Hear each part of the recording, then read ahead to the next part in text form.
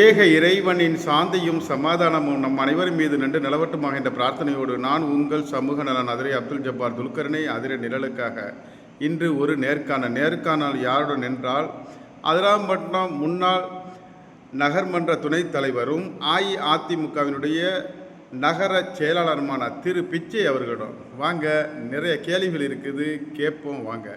அண்ணா நல்லா இருக்கீங்களா? நல்லா இருக்கேன். நீங்கள் நல்லா இருக்கீங்களா? இருக்கிறேன். அதிராம்பட்டினத்தில் மிக சிறப்பாக ஊரின் மையப்பகுதியிலே ஒரு நகராட்சி கட்டணம் அமைஞ்சு திறப்பு விழா கொண்டாடிட்டாங்க. அதை பற்றி தங்களுடைய கருத்து எப்படி இருக்குது பொதுமக்களுக்காக? கருத்து என்ன இருக்குது? கட்டணம் கட்டியிருக்காங்க, திறந்துருக்குறாங்க. அதிமுகவுடைய கோரிக்கை அவங்க ஏற்கல நிராகரிச்சுட்டாங்க. அதிமுகவுடைய கோரிக்கை வந்து இஸ்லாமியர்கள் நிறைந்து வாழ்கின்ற பகுதி, குறிப்பாக 17 இஸ்லாமிய கவுன்சிலர்களே மெஜாரிட்டி வந்து இந்த ஊரில் அவங்க தான். கண்ணியம் மீது காகிதமில்லத் அவர்களுடைய பெயரோ அல்லது அணு விஞ்ஞானி முன்னாள் ஜனாதிபதி மேதகு அப்துல் கலாம் அவர்கள் பெயரோ வைக்கணும்னு கோரிக்கை வச்சோம். ஏற்றுக்கலை, வெளிநடப்பு பண்ணலாம். அதுதான் இதில் உள்ள ஒரு சிறப்பு. அந்த பேர் வச்சுருந்தா அந்த கட்டணத்துக்கு ஒரு கம்பீரமே ஏற்பட்டிருக்கும். ஆனால் அவங்க கட்சியினுடைய தலைவரை முன்னாள் முதலமைச்சர் பிறகு நாங்கள் பொண்ணு குடிவாதமாக வச்சுருக்காங்க. அதே போல் அதிமுக நிறைய கட்டடத்துக்கு அதே மாதிரி தானே செய்யும். அதிமுக கட்டடங்களில் நீங்கள் உருவாக்கப்பட்ட கட்டடங்களை எங்கேயுமே எங்கள் தலைவர்கள் பேர்களை நாங்கள் வச்சதே கிடையாது. ஸ்கூல் பில்டிங்லாம் எவ்வளோ நாங்கள் அந்த பேர் வைக்கிறது அல்லது எங்கள் காலத்தில் கட்டப்பட்ட வாட்டர் டேங்குகளுக்கு பேர் வைக்க மாட்டோம். இந்த ஊர் தலைவர்கள் பேர்களை கேட்பாங்க, வைப்போம். யார் பேரெல்லாம் வச்சோமோ அவங்களும் வாய மூடிட்டு தான் இருந்தாங்க. இப்போ அண்ணன், இப்போ ரயில்வே சம்பந்தமாக பாரதிய ஜனதா ஆட்சியில் வந்து தொடர்ந்து அதிராம்பட்டினம் புறக்கணிக்கப்படுதா? ஏன் வந்து முரசொலி அவர்கள், நம்ம தஞ்சை பாராளுமன்ற உறுப்பினர் திரு முரசொலி அவர்கள் பாராளுமன்றத்தில் பல தடவை குரல் கொடுத்ததா சொல்கிறாரு. அதை நம்ம பொதுவெளியில் பார்த்துருக்குறோம். இன்னும் அவர் முயற்சி செய்துக்கிட்டு தானே இருக்கிறாரே தவிர இந்த ரயில்கள் நின்ற பாடில்லையே. அதை பற்றி தங்கள் அபிப்பிராயம், நீங்கள் உங்கள் மனதில் உள்ள கருத்தை சொல்லுங்கள். இதுக்கெல்லாம் காரணம் வந்து அரசியல்வாதிகளையும் அரசியல் கட்சி பிரமுகர்களையும் மக்கள் பிரதிநிதிகள் சொல்வதோட இந்த மக்கள்கிட்ட போதுமான விழிப்புணர்ச்சி கிடையாது. ஏதாவது ஒரு போராட்டம் உதாரணத்தை எடுத்துட்டீங்கன்னாக்கா, நம்ம கம்யூனிஸ்ட் இயக்கத்தை சேர்ந்த தோழர்கள் கூட இடையில போராட்டங்கள் செய்யலான்னு சொன்னால் கூட இவங்க என்ன பண்ணுறதுனாக்கா உடனே ஒரு பதிவு போடுறது. யாரும் போராட்டத்துக்கு போனீங்கன்னா உங்கள் வழக்கு பதிவாங்க, பாஸ்போர்ட் ரத்தாயிடுன்னு ரயில்வே சங்கமே கலைப்பட வேண்டியது வாட்ஸ்அப்பில். ரயில்வே சங்கம் அதே கலைப்பட வேண்டியது. அப்புறம் என்ன, எந்த ஒரு போராட்டமுமே இல்லைனாக்கா என்ன ஒன்று ஜனநாயக ரீதியில், நான் வந்து வன்முறை சொல்லலை, ஜனநாயக ரீதியில் போராடி போகிறாங்க. மக்கள் பிரதிநிதிகள் வந்து சப்போர்ட் பண்ணுறதுக்கு எல்லாருமே எல்லா அரசியல் கட்சியும் அதில் தயாராக தான் இருக்காங்க. அவங்க பயன்படுத்திக்கணும். இல்லை, நீங்கள் குணசேகரன் அவர்கள் எல்லாம் ஒற்றுமையோட ஒரு தடவை போராட்டம் நிகழ்ந்த நிகழ்வும் இருக்கு. நாங்கள் 2 பேரும் மட்டும் இல்லை, இந்திய கம்யூனிஸ்டுடைய மரியாதை பக்ரிசாமி என்ன நம்ம கூட்டுறாரெல்லாம் கலந்துக்கிட்டாங்க. எல்லா அமைப்புகள் தான் போனோம், எல்லாருமே போராட்டம் நடந்துக்கிட்டோம். அதுக்கு அடுத்து வந்து மக்கள் அதனுடைய விழிப்புணர்ச்சி கேட்டால் கிடையாது. நானே அவங்ககிட்ட ஒரு பேட்டி கொடுத்துருக்கேன். இந்த ஊரில் ஆட்டோ சங்கங்கள்லாம் நிறையா இருக்குது, நீங்கள் தான் அதில் ரயில் வந்துச்சுன்னா நீங்கள் பயன்பெற போகிறது முதல் ஆள் நீங்கள் தான். வர்த்தகர்கள்லாம் வாங்கினா யாரும் வரமாட்டாங்க. கடந்த காலத்தில் நீங்கள் பார்த்தீங்கன்னா நகை வியாபாரிகள் சங்கத்தின் சார்பாக நான் வைஸ் சேர்மனாக இருந்து மரியாதைக்குரிய என்னுடைய அஸ்லாம் அவர்கள் பேரூராட்சி மன்ற தலைவராக இருந்தப்ப அவங்க ஒரு போராட்டத்தை அறிவிச்சிருந்தாங்க.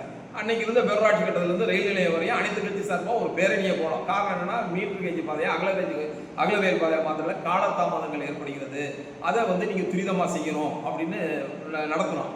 அது ஒரு ஒத்த கருத்து எல்லா அரசியல் கட்சியும் போணுச்சு. இந்திய அரசியல் கட்சிகள் முன்னெடுப்பு செய்வாங்கன்னாக்கா செய்யலை. சாதாரணமாக ஆட்டோக்காரங்களே அதுக்கு ஒரு முன்னெடுப்பு வந்தால் ஆளுங்கட்சிக்கார தரப்புலேயே ஒரு தரப்பு போய் சொல்ல வேண்டியது. இல்லை எம்பி வாக்குறுதி கொடுத்துருக்காரு, ஒரு வாரத்தில் ட்ரெயின் வந்துடும், இன்னும் 4 நாளையில் முடிஞ்சிடும், இப்படி சொல்லி வருடங்கள் தான் ஓடி இருக்கு. எம்பி பார்லிமெண்ட்டில் பேசியிருக்காரு. ஒரு பாராளுமன்றத்தில் எம்பி பேசுறதோடு மட்டும் அதனுடைய தீர்வு வந்து முடிவாகாது. இவங்க ஒரே இது என்ன சொல்றதுன்னா, பாரதிய ஜனதா இயக்கம் இயக்கத்தில் அதிராம்பட்டினத்தில் ரயில் பாரதிய ஜனதா ஆட்சி காலத்தில் அதிராம்பட்டினம் ரயில் நிலையத்தில் பாரம்பரியமாக நின்று சென்ற ரயில்களும் நிற்கவில்லை என்ற வருத்தம் அனைத்து இந்திய அண்ணா திராவிட முன்னேற்றத்திற்கு அனைவரோடும் மிக அதிகமாக இருக்கு. கவலைப்படுகிறோம். அது கொண்டு வருவதற்கான முயற்சிகளை அனைத்து இந்திய அண்ணா திமுக செயல்படும். எங்களுடைய மாவட்ட செயலர் மரியாதைக்குரிய அண்ணன் சி.வி. சேகர் அவர்கள் கூட அது சம்பந்தமாக நம்ம முயற்சி பண்ணி அது சம்பந்தப்பட்ட அமைச்சர்களெல்லாம், நம்ம ரயில்வே மத்திய அமைச்சர்களெல்லாம் பார்ப்போம்னா அதுக்கான முனைப்புகள் ஒரு பக்கம் நடந்துட்டு இருக்கு. அது ஒரு பக்கம் இருக்கட்டும். பட் இருந்தாலும் இவங்க வந்து என்னன்னா, ஒரு முன்னெடுப்பு செய்யும் போது அது ஒரு பார்லிமெண்ட்ல பேசுறதோட ஒரு முடிவு இல்லை. சாதாரணமாக எர்ணாகுளம் எக்ஸ்பிரஸ் இந்த அதிராம்பட்டினம் ரயில் இருந்ததுலாம் நின்று போகுது. அந்த ட்ரெயின் இந்த ரூட்டுக்கு வந்தது யாருன்னா, கேரளாவை சேர்ந்த கொடிக்குன்னேல் ரமேஷ் என்கிற ஒரு எம்பி. அவர் காங்கிரஸ், இந்திய தேசிய காங்கிரஸை சேர்ந்த ஒரு எம்பி. அவர் 8 முறை தொடர்ந்து அந்த தொகுதியில் ஜெயிச்சுட்டு இருக்காரு. அவருடைய பெருமை, அவர் காங்கிரஸ்காரு. அவர் பிஜேபியினுடைய அமைச்சர்களை அணுகிற விதத்தில் அணுகி அந்த இந்த இந்த கேரளாவுக்கும் நம்மளுடைய அண்டை மாநிலமான கேரளாவுக்கும் தமிழ்நாடுடைய வேளாங்கண்ணிக்கும் ஒரு இணைப்பு கொடுத்தனால தான் நம்ம பகுதிக்கு வாரத்தில் 2 முறை அந்த எர்ணாகுளம் எக்ஸ்பிரஸ் நின்று போகுது. பாரதிய ஜனதா வந்து ரயில் திட்டங்களை புறக்கணிக்குதுன்னு சொன்னாங்கன்னா அதை நாங்கள் ஏற்றுக்க முடியாது. பாரதிய ஜனதா ஆட்சி காலத்தில் தான், அதுக்கு முன்னாடி பார்த்தீங்கன்னா காரைக்குடிக்கும் சென்னைக்கும் தான் நம்மளுக்கு ரயில் போக்குவரத்து இருந்துச்சு. அதையும் கடந்து இன்று கேரளா, எர்ணாகுளம், கோட்டயம், கொல்லம், நம்ம மாநிலத்துடைய கடைசி பகுதியான செங்கோட்டை, தென்காசி, தொழில் நகரான சிவகாசி, திருநெல்வேலி, இந்த பகுதிகளுக்கெல்லாம் இன்னைக்கு ரயில் போக்குவரத்து ஏற்பட்டுருக்குன்னா அது பாரதிய ஜனதாவுடைய இயக்கத்தினுடைய ஆட்சி காலத்தில், பாரதிய ஜனதா இயக்கத்தினுடைய ஆட்சியில் பாரதிய ஜனதா ஆளுகின்ற காலத்தில் தான். ஆனால் அதிராம மண்டலத்தினுடைய ரயில் நிறுத்தம் புறக்கணிக்கப்படுகிறதை ஏற்றுக்கொள்ள முடியாது. அதுக்கு நாங்கள் கூட்டணி என்பதற்காக அதை நாங்கள் ஆதரிக்க முடியாது. திட்டங்களை பெற வேண்டும். ஆனால் அவர்களுடைய நிறைய தடங்கள் இந்த பகுதிகளில் ட்ரெயினை விட்டுருக்காங்க, இல்லைன்னு சொல்கிறேன். ராமேஸ்வரத்துக்குலாம் அது இப்போ தானே ட்ரெயின் விட்டுருக்காங்க, அதோட காரைக்குடியோடு முடிஞ்சு போச்சு. இப்போ நிறைய இணைப்புகள்லாம் நம்மளுக்கு கொடுத்துருக்காங்க, நிறைய இணைப்புகள்லாம் கிடைச்சிருக்கு. ஆனால் அது குறிப்பிட்ட சில 2 ட்ரெயினும் நம்ம ஊரில் நிற்கலை. அப்போ காங்கிரஸ் எம்பி எப்படி முயற்சி பண்ணி அவர் மாற்று இயக்கம் தானே, பாரதிய ஜனதாவுடைய நேர் மாற்று இயக்கம் காங்கிரஸும் பாரதிய ஜனதாவும் திமுக அதிமுக போல் எந்த காலத்திலும் கூட்டணி வைத்துக் கொள்ள முடியாதவர். திமுக கூட கடந்த காலத்தில் 5 ஆண்டுகளும் மத்தியில் வந்து பிஜேபியோட கூட்டணி ஆட்சியில் இருந்து அதிகாரத்தை சுவைத்தவர்கள். ஆனால் காங்கிரஸுக்கும் அவர்களுக்கும் எந்த தொடர்பும் கிடையாது. அப்படிப்பட்ட ஒரு மாற்று இயக்கத்தை சேர்ந்தவரே தன்னுடைய முழு முயற்சியின் காரணமாக இந்த தமிழில் ஒரு ட்ரெயினை விட்டுருக்காரு. அதே போல செயல்படணும். அதே போல நீங்க இப்போ பாரதிய ஜனதா கூட்டணி சேர்ந்து சுவைக்க இருக்கிறீங்க. நிச்சயமாக அதற்கான முயற்சிகள் எங்களுடைய மாவட்ட செயலர், முன்னாள் சட்டமன்ற உறுப்பினர் அதிதீவிரமாக இறங்கி செயல்பட இருக்கின்றார். நீங்க கூட நான் கூட 3 நாளைக்கு முன்னாடி கூட ஒரு ஆட்டோ விளம்பரம் போனிச்சு. நீங்க கூட எம்பி கதை கேட்குறீங்க, எம்எல்ஏ மேட்டர் வர இப்ப இருக்க சட்டமன்ற உறுப்பினர் மரியாதைக்குரிய அன்பு சகோதரர் அண்ணாதுரை அவர்கள் கூட ரயில்வே நிறுத்தம் சம்பந்தமா ஒரு கூட்டம், அந்த நம்ம ஈபி கிட்ட இருக்கிற புதுப்பள்ளிவாசல் ஒரு கூட்டம் போட்டாதான் ஆட்டோ விளம்பரத்தின் மூலியமா நான் கேள்விப்பட்டேன். சரி, இந்த ட்ரெயின் வந்து இன்னைக்கு வரல. இது எந்த பத்திரிகைக்கும் அதிகாரப்பூர்வமா அறிவிப்பு கொடுக்கல, அவங்களா ஒரு ரகசிய கூட்டம் போடுற மாதிரி இந்த ரயில் சங்கம் ஏதோ நடத்தினா சொல்றாங்க. ஓ, நீங்க நான் சொன்னாக்கா அதை நான் ரொம்ப டீப்பாக சரி, இவரே சொல்ற மாதிரி ஒரு தகவல் வருது. நாங்க போராட்டத்தை முன்னெடுத்தால்தான் நீங்க ரயிலை நிறுத்துவீங்களாங்கிற ஒரு அதுக்கும் தயார் என நம்ம காவல் அண்ணாதுரை அவர்கள் சொன்னதாக ஒரு தகவலும் இருக்குது. அதை பத்தி தங்களுடைய கருத்து? அந்த கூட்டத்துக்கெல்லாம் நான் போல கலந்துக்கல, நான் கேள்விப்பட்டேன்.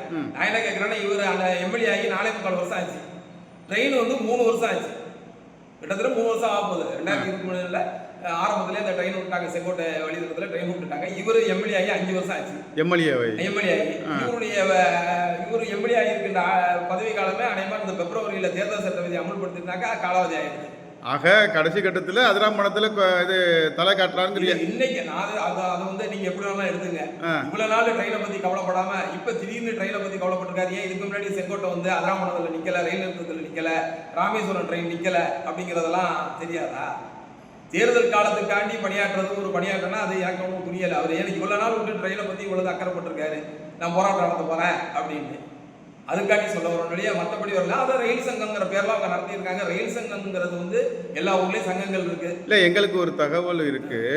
ஒரு சில அதிகாரிகள் சென்னை வருவதாகவும் அதனை கருத்தில் கொண்டு கவனத்தில் கொண்டு நாங்கள் இந்த ரயிலை நிறுத்த, அதாவது அதிராமணத்தில் அனைத்து ரயில்களும் நின்று செல்ல நாங்கள் துணை முதல்வர் தலைமையில் ஒரு குழு அமைத்து கண்டிப்பாக பேச இருக்கிறதாக நமக்கு தகவல் இருக்குது. அதை பற்றி தங்களுடைய கருத்து? துணை முதலமைச்சரை சந்திக்க போறதா நான் அவங்க மெனக்கடுறாங்க, இது மாதிரி போகணும்னு சொல்லி இது பண்ணாங்க. அது ரயில்வே சங்கத்து சம்பந்தமா பேசுறாங்களா, அல்லது அவர்களுடைய சொந்த பிரச்சனை சம்பந்தமா மாநில சர்க்கார்கிட்ட ஏதாவது கோரிக்கை வைக்க போறாங்களா, அல்லது அவர்களை சார்ந்த அமைப்புகளுக்கு ஏதாவது பலன் கிடைக்குமா என்பதற்காக மாநில அரசை நாட போறாங்களா என்னங்கிறது எனக்கு ஒன்றும் தெரியல. ஒரு முதலமைச்சரையோ ஒரு துணை முதலமைச்சரை பார்த்து அழுத்தம் கொடுக்கறதுல தவறு இல்லை. அவர் என்ன பண்ணுவார், இப்போ வெளிநாட்டில் வந்து இந்த இலங்கையில் மீனவர்களை குடிப்பட்டு போனால் பிரதமருக்கு ஒரு கடிதம் அனுப்புவார், அது மாதிரி ஒரு கடிதம் எழுதுவார். அதில் ஒன்றும் தவறு இல்லை, அவர் முயற்சி பண்ணலாம் முதலமைச்சருங்கிற முறையில். ஆனால் ரயில்வே ஸ்டேஷன் போய் ரயில்வே ஸ்டேஷனில் போய் கவுண்டரில் வந்து பஸ்ஸுக்கு டிக்கெட் எடுக்க முடியாது, ட்ரெயினுக்கு தான் டிக்கெட் எடுக்கலாம். இப்போ நீங்கள் உதாரணத்துக்கு மாநில சர்க்கார் இது இவங்க பார்க்குறவங்க. ஏன் இந்த காங்கிரஸ் எம்பி, கேரளா எம்பி போல கொடிக்குள்ளல் ரமேஷ் போல இவங்க நேரடியாகவே பாரதிய ஜனதா இயக்கத்தினுடைய அமைச்சர்களை பார்த்தா என்ன? ஏன் நீங்க அதிமுகவும் பார்த்து? நாங்க தயாரா இருக்கோம், எங்களுக்கு ஒண்ணு மாட்டுக்கிறதுல நாங்க அதுல வந்து செயல்படுறது தயாரா இருக்கோம். மெனக்கட போறோம் அந்த நிறுத்தத்தை வாங்குறதுக்கான எங்களுக்கான முயற்சிகள். இப்ப சமீப காலமா கூட்டணி, இப்பதான் நாங்க கூட்டணி விட்டு விலகி இருந்தோம், இப்ப கூட்டணி சேர்ந்தா நாங்க முயற்சிகள் மேற்கொள்ள போறோம். அதுல எந்த ஒரு மாற்று கருத்தும் கிடையாது. 3 தினங்களுக்கு முன்னாடி கடந்த நிகழ்வுக்கு நீங்க கேட்கறீங்க, அதுக்குள்ள பதிலா நான் சொல்றேன்.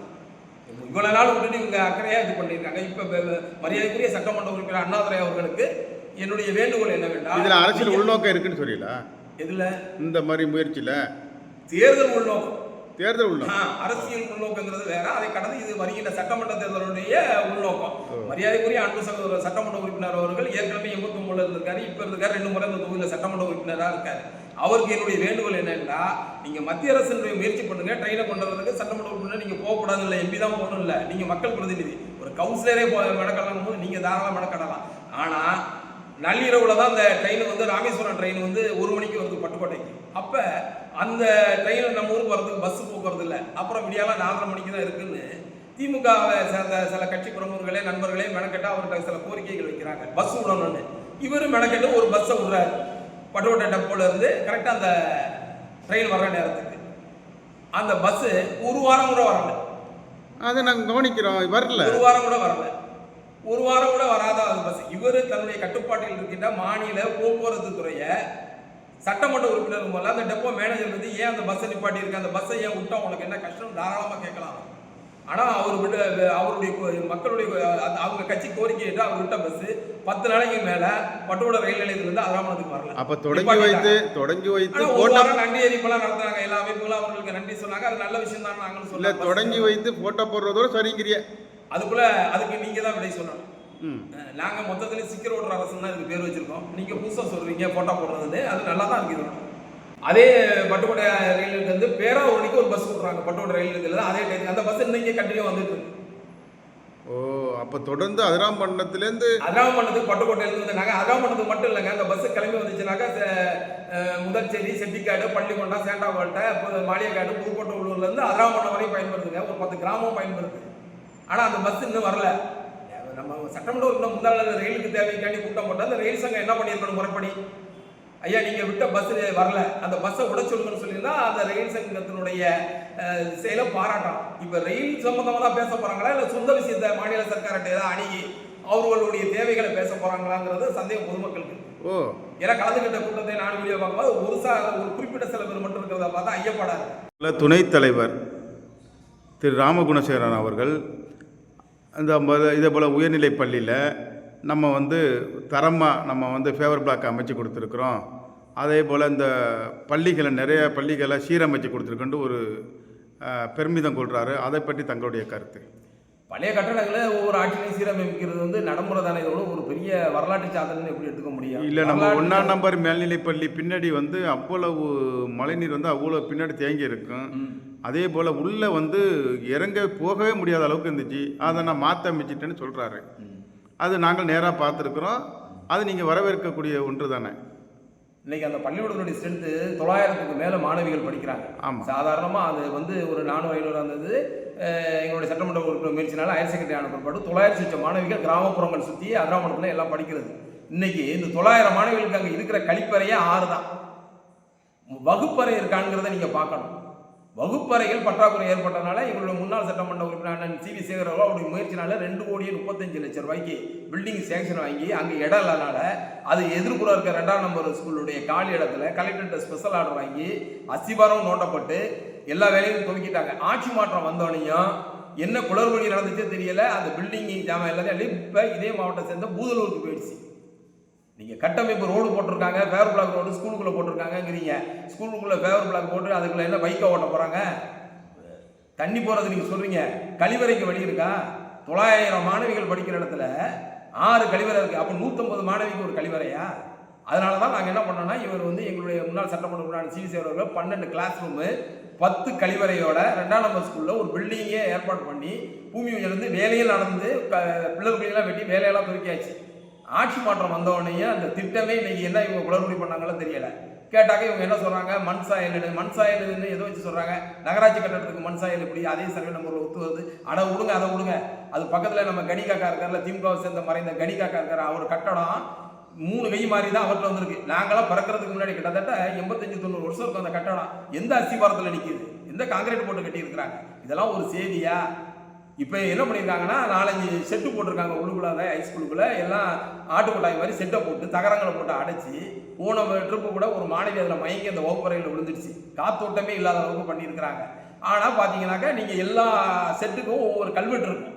அங்கே அந்த ஸ்கூலில் இருக்கிற கழிவறையோட இவர்கள் பேரை போட்டு வைத்திருக்க கல்வெட்டுகள் தான் அதிகம் இருக்கு.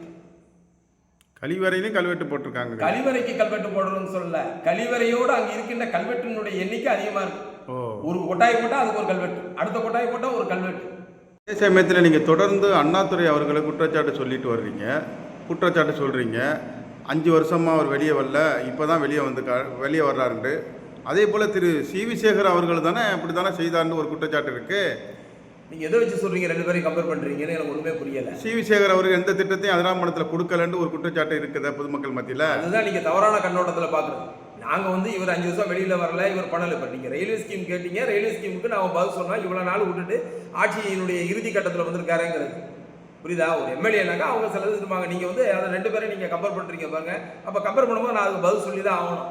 எங்களுடைய இன்றைய மாவட்ட செயலராக அன்றைய முன்னாள் சட்டமன்ற உறுப்பினராக அவர் இருக்கும்போது அப்போ தான் கஜா புயலால் அதிராமண்டலத்தில் தான் அந்த புயல் கரை கடந்து சிதறி சின்னாபனமானது. அதிராமண்டலம் மட்டும் இந்தியா, அதிராமண்டலத்தினுடைய இஸ்லாமிய மக்கள் கிராமப்புறங்கள் அவ்வளோ பேரும் தென்னந்தோப்புகள்லாம் அழிஞ்சு போச்சு. ஒவ்வொரு தென்னை மரத்துக்கும் இவ்வளோதான அமௌண்ட்டை ஃபிக்ஸ் பண்ணி ஆயிரக்கணக்கான ரூபாக்களை, சில தோப்புகளில் லட்சக்கணக்கான பணத்தை எங்களுடைய பொதுச்செயலாளர் அன்றைய முதலமைச்சர் அண்ணன் எடப்பாடி அவர்களிடம் பெற்று அனைவருடைய அக்கௌண்ட்டுகளுக்கும் பணம் கிடைக்கிறதுக்கு ஆக்கப்பூர்வமான பணியை மேற்கொண்டவர் எங்களுடைய முன்னாள் சட்டமன்ற உறுப்பினர் மரியாதைக்குரிய அண்ணன் சி.வி. சேகர் அவர்கள். அது மட்டும் இல்லை, ஒரு எம்எல்ஏ ஒரு கல்வியாண்டில் ஒரு பள்ளிக்கூடத்தை உருவாக்குறது பெரிய விஷயம். அதிராமண்டலத்தை பொறுத்தவரை அரசு பெண்கள் மேல்நிலைப்பள்ளியை அவர் சட்டமன்ற உறுப்பினராக இருந்த காலகட்டத்தில் தான் அரசு பெண்கள் மேல்நிலைப்பள்ளியை உருவாக்கினார். அது ஒரு சட்டப்படி ஒரு மேல்நிலைப்பள்ளியை உருவாக்க வேண்டும் வேண்டாம், அதுக்கு 2 லட்சம் ரூபா வைப்பு தொகை கட்டியிருக்கணும், டெபாசிட், 2 ஏக்கர் கிரவுண்டு வேணும், விளையாட்டு. இது 2மே இல்லை. இதே தொகுதியில் நான் ஊர் பேர சொல்ல விரும்பலை. நிறைய பேர் கட்டி வச்சுட்டு பல ஆண்டுகளாக மெனக்கட்டு இருந்தவங்களோட விட்டுட்டு அதிராமண்டலத்தினுடைய முக்கியத்துவத்தை புரிந்து அதிராமண்டலத்தை சுற்றி இருக்க கிராம பெண் பிள்ளைகள் படிக்கணும், கல்வி உயரணுங்கிற நோக்கத்தில் இவ்வளோ பெரிய ஸ்கூல் ஊரில் ஒரு ஹையர் செகண்டரி ஸ்கூல் இல்லை. காதல் மீனின் வந்து 10th முடிஞ்சது. +1 +2 வந்து என்னென்னா செல்ஃப் ஃபைனான்ஸ், அதுக்கு பணம் கட்டணும். பணம் கட்டினா முடியாமல் நிறைய பேர் பட்டுக்கோட்டையும் ராஜாமடமும் போய் படிக்கிற ஒரு நிலை இருந்துச்சு, தாமரக்கோட்டை போகிற நிலை இருந்துச்சு. அந்த அவல நிலையை போக்குனவரை மரியாதைக்குரிய அண்ணன் சட்டமன்ற உறுப்பினர் அவர்கள் சட்டத்தை வளைத்து ஆர்டர் அவர் வாங்கின பிற்பாடு தான் 2 லட்சம் ரூபா வைப்பு தொகையை கட்டுறோம். எத்தனையோ பேரும் வருஷ கணக்காக கட்டிட்டு எத்தனையோ ஊர் உட்கார்ந்து இருக்கும் போது இந்த ஊருக்கு அப்படி ஒரு சிறப்பு செஞ்சு கொடுத்தாரு. 2 ஏக்கர் கிரவுண்டே இல்லை. அந்த சட்டத்தையும் மீறி மரியாதைக்குரிய இன்றைய எதிர்க்கட்சி தலைவர் அன்றைய முதலமைச்சர் அண்ணன் எடப்பாடியார் அவர்களுடைய அதிராமண்டலனுடைய சூழ்நிலையை சொல்லி அந்த சிறப்பாக அந்த திட்டத்தை பெற்று தந்துவது அவர் தான். அதோடு மட்டும் இல்லை, அதே கல்வியாண்டில் முடிஞ்சோடனே அடுத்த கல்வியாண்டு துவக்கத்திலேயே கரையர்களுடைய உயர்நிலைப் பள்ளி கொண்டு வந்தவரும் அவர் தான். ஒரு எலிமெண்ட்ரி ஸ்கூல் கூட ஒரு கல்வியாண்டில் கொண்டு வந்தால் அவ்வளோ கஷ்டமான காலகட்டம். ஆனால் ஒரே டயத்தில் ஒரு ஹையர் செகண்டரி பெண்கள் பள்ளியும் ஒரு உயர்நிலைப் பள்ளி கொண்டு வந்தவரும் மரியாதைக்குரிய அண்ணன் சட்டமன்ற உறுப்பினர் அண்ணன் சி.வி. சேகர் அவர்கள். அவர் கஜா புயல் அடித்து 24 மணி நேரத்தில் ஊருக்குள்ள தண்ணி சப்ளை கொடுக்கப்பட்டது. ஊர் உலகத்தில் அவ்வளோ ஜென்ரேட்டர்களை கொண்டு வந்து போட்டு 24 மணி நேரத்தில் குடிநீர் சப்ளை கொடுத்தது வந்து அதிமுகவில் அவர் சட்டமன்ற உறுப்பினர் இங்கே வந்து கேம்ப் பண்ணிட்டார். உடனடி தண்ணி குடிக்கும் போது தண்ணி கொடுத்தா ஆகணும்னு. அதே கடந்த காலங்களில் நிசா புயலில் டிஎம் கவர்மெண்ட்டில் வந்த காலகட்டங்களில் என்ன ஆச்சுன்னு சொன்னால் ஊருக்குள்ளே தண்ணி வர்றதுக்கு 10 நாள் ஆனிச்சு. ஊரே அழிஞ்சு போய் கடந்த நேரத்தில் 24 மணி நேரத்தில் குடிநீர் தண்ணி வந்துச்சுன்னா அன்னைக்கு அவர் எடுத்த பெரும் முயற்சிகள் அதெல்லாம் வந்து கடந்து போக முடியாது. இந்த ஊரில் இன்றைக்கி கால்நடை மருத்துவமனை இருக்குன்னா அவர் காலத்தில் கட்டப்பட்ட கால்நடை மருத்துவமனை தான், அவருடைய முயற்சியில் வந்தது தான். திறந்தது வேணால் திமுக இருக்கலாம். இன்றைக்கி பஸ் ஸ்டாண்டில் 18 லட்ச ரூபா நிலக்கூட கொடுத்துருக்கிறது மரியாதைக்குரிய அண்ணன் சி.வி. சேகர் அவர்கள். இன்றைக்கி வணிகவளாத்து மேலே கட்டியிருக்க மாடி கட்டடமாக இருக்கட்டும், பேருந்து நிலையத்தில் இருக்கிற நவீன கட்டட கழிப்பறைகளாக இருக்கட்டும், இதெல்லாம் அவர் காலத்தில் கொண்டு வரப்பட்ட திட்டங்கள். நீங்கள் செய்யலைன்னு சொல்ல முடியாது. அதிராமண்டலம் பூரா சுதந்திரம் வாங்கின பிற்பாடு கூட போடாத ரோடையும் அவர் காலத்தில் தான் போடப்பட்டது. நாங்கள் போட்ட ரோடு மேலே தான் இன்றைக்கி வந்து இவங்க அரை இன்ச்சுக்கு தாரை ஊற்றிட்டு போகிறாங்க. நீங்கள் கூட போன வாரம் போட்டிருந்தீங்களே, கல்லை குமிச்சு வச்சுட்டு கீழே ஸ்ட்ராங்காக இருந்துச்சு ரோடுன்னு சொன்னீங்களே, கீழே போட்ட ரோடு அதிமுக ஆட்சியில் மேலே ஊற்றிட்டு போனதான் இன்றைய திமுக ஆட்சியில். அதே போல் காவல் அண்ணாதுரை சொல்கிறார் 110 kV கொண்டு வந்திருக்கிறோம், நகராட்சி கட்டணம் கொண்டு வந்திருக்கிறோம், அதே போல் பேருந்து நிலையத்தை வந்து தரம் உயர்த்தி இருக்கிறோம் அப்படின்ட்டு அவர் அடுக்கிறார. நீங்கள் வந்து பேருந்து நிலையத்தை தளம் போட்டிருக்காங்க, இல்லைன்னு சொல்லலை. கிட்டத்தட்ட போன பொங்கலுக்கு முன்னாடி ஆரம்பித்த வேலை, அந்த சின்ன வேலை முடிகிறதுக்கு 1.25 வருஷம் ஆயிருக்கு. பேருந்து நிலையத்தைனாக்கா எங்களுடைய பக்கம், அதாவது 2 கட்சியுடைய எம்எல்ஏக்களும் மாறி மாறி செயல்பட்டுருப்பாங்க. அங்கே ஒருத்தருடைய செயல்பட ரயில்வே திட்டத்தில் இவ்வளோ நாள் இல்லாமல் ரயில் மேலே அக்கறைப்படுறாரு நம்ம பேசுகிறோம். இவர் காலத்தில் தான், எங்களுடைய எம்எல்ஏ காலத்தில் தான் ஜிஹெச்சுக்கு தேவையான திட்டங்கள்லாம் நிறையா கொண்டு வந்தார். அவருடைய ஃபண்டில் தான் சுத்திகரிக்கப்பட்ட குடிநீர், உயர் கோபுரம், இரத்த சுத்திகரிப்பு நிலையம் அமைத்ததெல்லாம் அவர் காலத்தில் தான். மாதிரி அந்தந்த சட்ட உறுப்பினர்கள் செயல்படுறதா சட்டமன்ற உறுப்பினராக இருக்காங்க. நீங்கள் 2 பேரும் கம்பேர் பண்ணாலும் நான் சொல்கிறேன். அவருடைய கடைசி நேரத்தில் தேர்தல் முடிய தேர்தல் அறிவிப்பு வரதுக்கு இன்னும் 40 நாள் இருக்கும்போது தான் ட்ரெயினை பற்றி கவலைப்படுறாரு. 3 வருஷம் அந்த ட்ரெயின் வந்துட்டு இருந்துச்சு. என்ன பண்ணாருங்கிறது தான் எங்களுடைய கேள்வி. அதனால அதுக்காண்டி எங்களுடைய சட்டமன்ற உறுப்பினர் அந்த காலகட்டத்தில் கடுமையான ஒரு கொரோனா காலம், கஜா புயல் காலம், இதெல்லாம் ஒரு சோதனையான நேரத்தில் இவ்வளோ சாதனையான திட்டங்களை கொடுத்தவர். இப்போ இந்த 5 ஆண்டில் இவங்களுக்கு வந்து இயற்கை சீற்றம் கிடையாது. இன்னும் சொல்ல போனாக்க இந்த ஊரில் இன்னும் மழை உருப்படியாக பெய்யலை, சீராக பெஞ்சிட்டு இருக்கனால ஊர் தப்பிச்சிட்டு இருக்கு. நீங்கள் ஊருக்குள்ளே அதிமுக பெஞ்ச மாதிரி 1 மணி நேரத்தில் 10 சென்டிமீட்டர் 15 சென்டிமீட்டர் பெய்யும்போது இந்த அதிராமண்டலத்துடைய சாதனையை, நகராட்சி சாதனையை அன்னைக்கு நீங்கள் கேளுங்க. அதே போல நகர்மன்ற துணைத் தலைவர் ஊரின் கட்டமைப்பை நான் மாற்றி அமைச்சிக்கிறேன்னு சொல்றாரு. அதுதான் சொல்றேனே, பெய்கிற மழை ஒழுங்காக பெய்யும் போது அந்த கட்டமைப்பு என்னங்கிறத நம்ம 2 பேரும் உட்காந்து பேசுவோமே. கட்டமைப்பை சாட்சிகளோட அப்போ நீங்கள் பார்ப்பீங்கல்ல. இன்னும் இந்த ஊருக்குள்ள 3 வருஷமா உருப்படியாக மழை பெய்யல, பெய்கிற மழைலாம் சீராக பெஞ்சிட்டு இருக்கு. அவர் காலத்தில் தான் நீங்கள் வந்து குளங்களை நிரப்புறதுக்கு 24 மணி நேரம் முன்முனைய மின்சாரத்தை அவரே நேரடியாக நசினியாத்துக்கு வந்து நீர் தேக்க தொட்டி வரை வந்து டிஎல்லாம் வர சொல்லி பகுதி நேரம் கொடுக்கூடாது, 24 ஹவர்ஸ் கொடுக்கணும்னு வாய்மொழி உத்தரவு போட்டு குளங்களை நிரப்புனது. அன்னைக்கு அந்த ஸ்கீமே இவங்க க்ளோஸ் பண்ணிட்டு கரிச்சமேரி ஏரியில் கொண்டு வந்து வச்சிருக்கிறாங்க. கரிச்சமேரி ஏரி வந்து சுற்றி 8 போர்வெல் இருக்கு. அதுக்கே தண்ணி வந்து செல்லிக்குறிச்சி நிறைஞ்சி வடிஞ்சாதான் வரும். ஊரே வெள்ளக்காடானதான் கரிச்சமணி நிறையா. ஆனால் இவங்க வேறுனே அதிமுக ஆட்சியில் கொண்டு வந்து திட்டங்கிறதுக்காண்டி 50 லட்ச ரூபாய்க்கு மேலேயே அன்னைக்கு அந்த திட்டம் கொண்டு வந்து இந்த ஊர் சேர்மனு திமுக நம்முடைய அசுவன் தான் இருந்தார். நான் வைஸ் சேர்மனாக இருந்தேன். அந்த காலகட்டத்துக்கு முடித்த பிற்பாடு இவங்க சட்டமன்ற உறுப்பினர் ஆன பிற்பாடு மும்முனை மின்சாரத்துக்கு வாய்மொழி உத்தரவு போட்டு எல்லா குளங்கள் நிறைச்சி வாட்டர் லெவலெல்லாம் ஒரே லெவலாக இருக்கணும் கொண்டு வந்தது எங்களுடைய மரியாதைக்குரிய அண்ணன் முன்னாள் சட்டமன்ற உறுப்பினர் அண்ணன் சி.வி. சேகர் அவர்கள் தான். எங்களுடைய கேள்விகளுக்கு பொறுமையாகவும் நிதானமாகவும் அதே போல மக்கள் விளங்கக்கூடிய வகையில் பதிலளித்த உங்களுக்கு அதிரநெல் சார்பாகவும் அதிரநெல் சொந்தங்கள் சார்பாகவும் நன்றியை தெரிவிச்சுக்கிறேன்.